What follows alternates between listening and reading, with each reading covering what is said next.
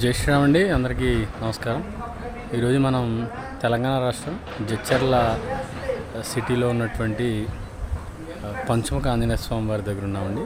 ఇక్కడ విశేషం ఏంటంటే స్వామివారికి 3 నేత్రాలు ఉంటాయి. చాలా విశేషంగా ఉండేటువంటి స్వామివారు. ఇక్కడ రేపు ఆగస్టు 30వ తారీఖున 108 హోమగుండాలతో హనుమాన్ చాలీసా మహాయజ్ఞాన్ని సంకల్పించారండి. సో ఈ దేవాలయం దగ్గరికి వచ్చాం. ఇక్కడ మాట్లాడుతున్నాం స్వామివారితో అంతటగా. ఈ దేవాలయాన్ని ఒకసారి చీమెడతాను చూడండి. జడ్చర్ల టౌన్లోనే ఉంటుందండి. చూడండి, ఇది వెనకాల దేవాలయం.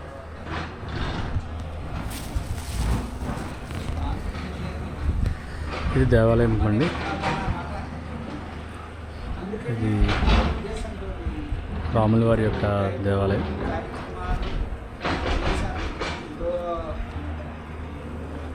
జడ్చర్ల మెడికల్ కాలేజ్ వెనకాల బ్యాక్ సైడ్ ఉంటుందండి. ఇక్కడ వర్క్స్ అన్ని జరుగుతున్నాయి. ఈ దేవాలయం ఎదురు ప్రాంగణంలో మనం 108 హోమగుండాలతో మహాయజ్ఞాన్ని నిర్వహించాలని సంకల్పించారు. ఏంటంటే త్రినేత్ర దశభుజ వీరాంజనేయ స్వామి. దీని త్రినేత్ర భుజ దశభుజ. ఈ 3 నేత్రాలు ఎక్కడి నుంచి వచ్చాయి, ఎందుకు వచ్చాయి అని ఒక ప్రశ్న ఉంటుంది. అయితే ఇది ఏంటంటే రామాయణంలో లేదు కానీ పరాశర సంహిత దాంట్లో ఉన్నది. ఇది మనకి రామాయణం రాముల వారు రావణాసురుని వధించిన తర్వాత అది ఏం చేశారంటే వారు తిరిగి భారద్వాజ ఆశ్రమానికి వెళ్ళి అటు అయోధ్యకి వెళ్ళిపోతామని బయలుదేరారు.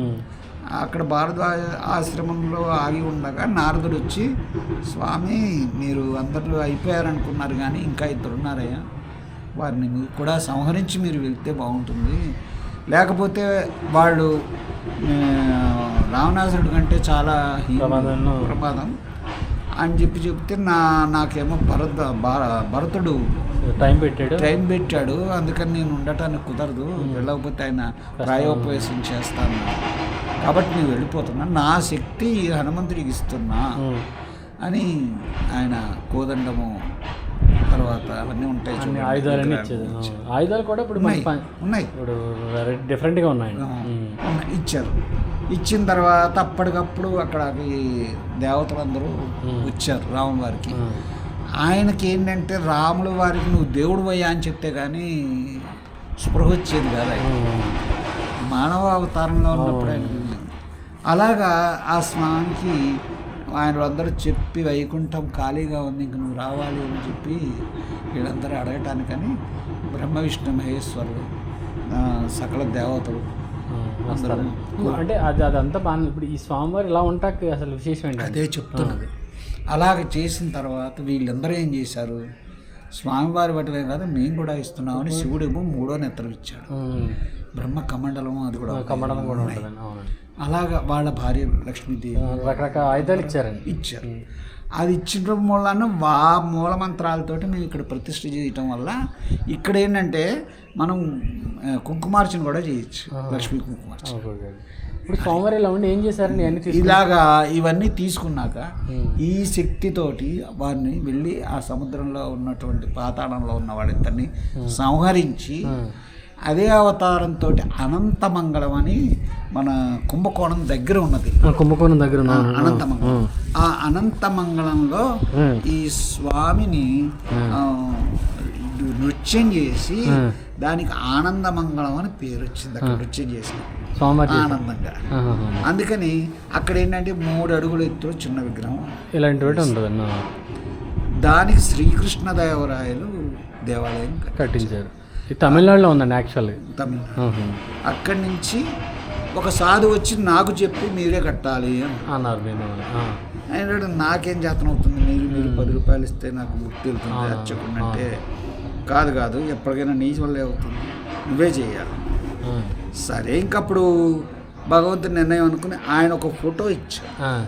ఆ ఫోటో తీసుకుని మామూలుగా దాదాపు చాలా కష్టపడి కట్టారు గుడి. 10 సంవత్సరాల పైన పుస్తకాల్లో పెట్టుకున్నాను. ఓ రోజు మళ్ళీ ఇట్లానే ఏదో పని మీద పుస్తకాలు తీసేటప్పుడు అందులోంచి ఫోటో బయటపడింది. అరే ఇన్నాళ్ళు మనం దీనికోసం ప్రయత్నించలేదు, మరి స్వామి ఎందుకు చెప్పారు అని అప్పుడు నేను ప్రయత్నం చేశాను. మొదలుపెట్టి ఇక్కడ ఇదేంటి ఏ ప్రాంతం అండి? తెలంగాణ రాష్ట్రం జడ్చర్ల. ఇదా? ఇది Mahabubnagar district, Telangana district head quarters Telangana. Mahabubnagar Jadcherla హైవేకి దగ్గర 6 కిలోమీటర్లు. 6 కిలోమీటర్లు. జడ్చర్ల బస్ స్టాండ్ నుంచి చాలా విశేషంగా ఉన్నారు. అంటే స్వామివారు పంచమకాంశం అక్కడక్కడ ఉంటారు, కానీ ఆ ఆయుధాలు ఈ టైప్ ఎక్కడా లేదు. ఈ ఆయుధాలు కానీ ఎక్కడా లేదు.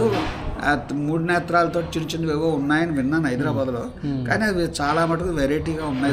చూశారు మార్వాడి, ఇది మాత్రం వేరు. ఇది సరే, ఆ భగవంతుడు కృప అలా జరుగుతుందండి. ఇప్పుడు 108 హోమగుండాలతో ఎప్పుడైనా ఆగస్టు 30 108 హోమగుండాలతోటి ఎవరూ చేయనటువంటి విధంగా హనుమాన్ చాలీసా మహాయజ్ఞం తలపెట్టాం.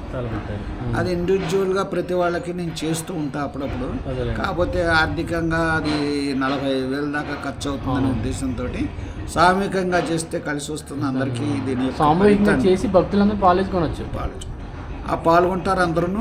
దాని విధంగా ఏంటంటే వాళ్ళందరికీ కూడా దీని యొక్క ఫలితం అందాలి అనే కోరిక. కళ్యాణాది కార్యక్రమం అలాగా 108 హోమగుండాలతో ఒక్కొక్క హోమగుండంలో 108 వడలు, 108 అప్పాలు, 108 తామలపాకులు, 108 అరటి పళ్ళు తేనెలో ముంచి ఒకసారి హనుమాన్ చాలీసా పూర్తి అవగానే రాముల వారి మూలమంత్రంతో వేస్తాం. ఇది చాలా విచిత్రమైన విశేషం. చాలా పెద్ద కార్యక్రమం తలపెట్టాను. దాదాపు 10 లక్షలు మీరు అనుకుని, అంటే ద్రవ్యాలకే 10 లక్షలు అవుతాయి. 10 లక్షలు సుమారు భగవంతుడు 40 లక్షల రూపాయలు కార్యక్రమం అండి. అంతా కూడా ప్రయత్నాలు చేస్తున్నాను. ఇంకా నెలాలే ఉంది. నాకైతే నిద్ర పట్టలేదు.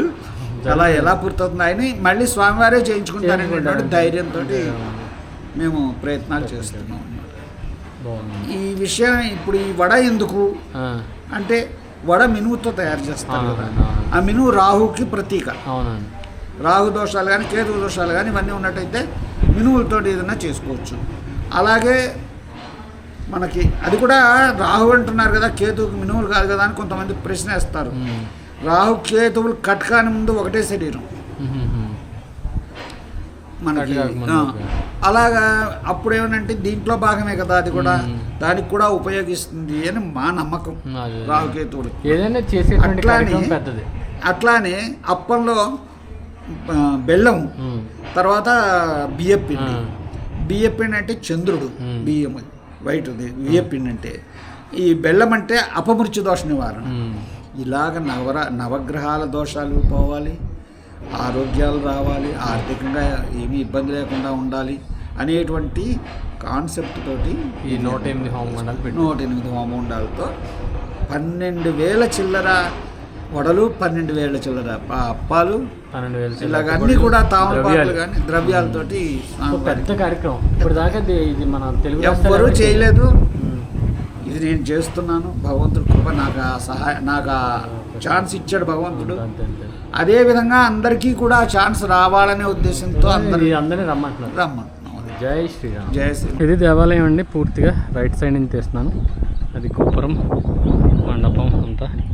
ఇది దేవాలయానికి సంబంధించిన వెనకాల భాగం. అది గోశాల షెడ్. ఇక్కడ మనకి ఈ ప్రాంతంలోనే 108 హోమగుండాలతో